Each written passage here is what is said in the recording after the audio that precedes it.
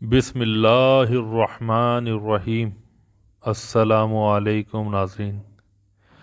حضرت ابراہیم علیہ السلام حضرت اسماعیل علیہ السلام کو اللہ تعالیٰ کی راہ میں قربان کرنے کو کیوں تیار ہو گئے، اور خانہ کعبہ کی تعمیر حضرت ابراہیم علیہ السلام نے کب اور کیسے کی، آج کی اس ویڈیو میں تفصیلی جانیں گے۔ آئیے چلتے ہیں۔ ایک رات حضرت ابراہیم علیہ السلام نے خواب میں دیکھا کہ ان سے کہہ رہے ہیں کہ اے ابراہیم اٹھ اور قربانی کر۔ حضرت ابراہیم علیہ السلام نے فجر کے وقت اٹھ کر 200 اونٹ اللہ تعالیٰ کی راہ میں قربان کر دیے۔ اس طرح 3 دن تک یہ خواب دیکھا۔ تینوں دن انہوں نے 200 اونٹ قربان کیے۔ پھر چوتھی رات کو خواب میں حکم ہوا کہ اپنے بیٹے اسماعیل علیہ السلام کو اللہ تعالیٰ کی راہ میں قربان کر۔ پیغمبر کے خواب کا درجہ وحی کا ہوتا ہے۔ اسی روز فجر کے وقت نیند سے بیدار ہو کر حضرت سارہ سے کہا کہ آج مجھ کو خواب میں حکم ہوا ہے کہ اپنے بیٹے کو اللہ تعالیٰ کی راہ میں قربان کرو، لہذا میں اس حکم الہی کو بجا لانے کو تیار ہوں۔ حضرت سارہ نے کہا کہ بہت اچھا، اپنے لخت جگر کو اللہ تعالیٰ کی راہ میں قربان کرو۔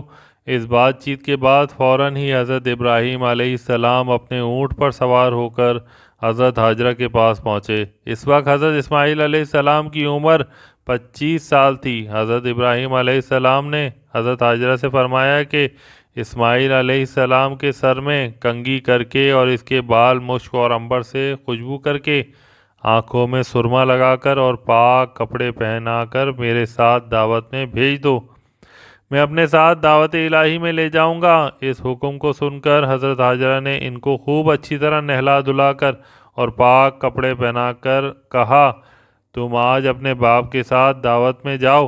حضرت ابراہیم علیہ السلام نے ایک تیز دھار والی چھری اپنی کرتے کی آستین میں چھپا لی اور بی بی ہاجرہ کے سامنے سے نکل آئے، اور حضرت اسماعیل علیہ السلام اپنے باپ کے پیچھے پیچھے چلنے لگے۔ جب وہ دونوں کافی دور نکل آئے تب اسماعیل علیہ السلام نے اپنے باپ سے عرض کی، اے میرے ابا جان، مجھے کہاں لے جا رہے ہیں؟ حضرت ابراہیم علیہ السلام نے اللہ تعالیٰ کی طرف سے جو وحی کی گئی تھی وہ اپنے بیٹے کے سامنے بیان کر دی۔ اے میرے بیٹے، میں نے خواب میں دیکھا ہے کہ میں تجھ کو اللہ تعالیٰ کے راستے میں ذبح کر رہا ہوں۔ یہ سن کر حضرت اسماعیل علیہ السلام نے اپنے باپ سے عرض کی، اے میرے ابا جان، یہ میرے واسطے بڑی سعادت ہے، میں بخوشی راضی ہوں جس میں میرا اللہ تعالیٰ راضی ہے۔ آپ کر ڈالیے جو آپ کو اللہ تعالیٰ کی طرف سے حکم ہوا ہے، آپ انشاءاللہ مجھے صبر کرنے والوں میں پائیں گے، اور میں اللہ تعالیٰ کا نافرمان نہیں ہوں۔ بعد ازاں حضرت ابراہیم علیہ السلام اور اسماعیل علیہ السلام اس جگہ جا پہنچے جس کو اب مینا کہتے ہیں، اور جہاں جا کر حاجی اپنے جانوروں کی قربانی کرتے ہیں۔ جب دونوں حکم الہی پر راضی ہو گئے تو حضرت ابراہیم علیہ السلام نے اپنے بیٹے کو زمین پر ماتھے کے بل گرایا تاکہ بیٹے کا چہرہ سامنے نظر نہ آئے اور محبت جوش نہ مارے اور حکم الہی میں کوتاہی نہ ہو۔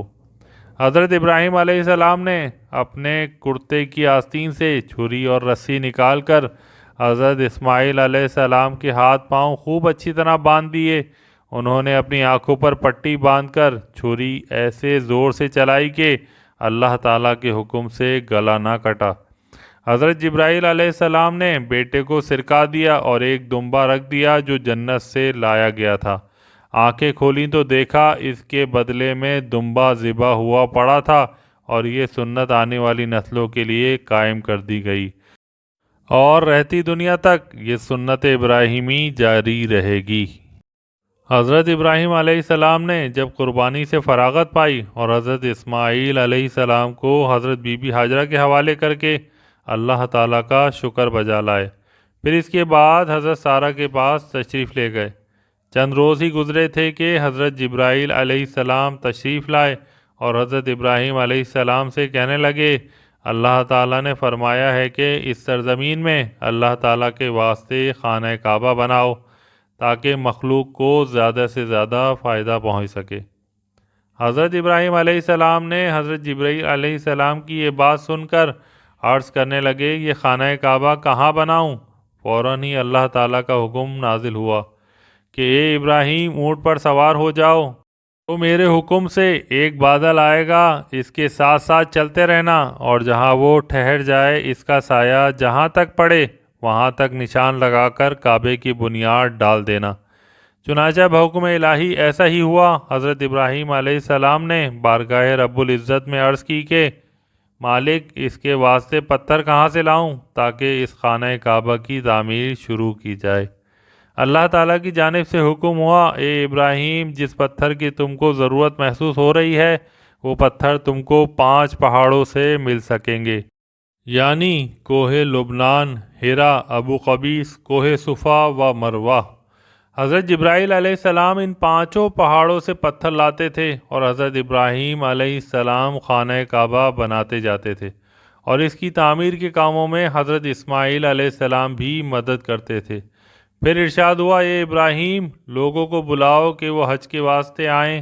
حضرت ابراہیم علیہ السلام نے ایک پہاڑ پر چڑھ کر پکارا کہ اے لوگو، تم پر اللہ تعالیٰ نے حج فرض کیا ہے، اس کے لیے حج کو آؤ، لہٰذا ہر شخص کو یہاں حج کے لیے آنا ضروری ہو گیا۔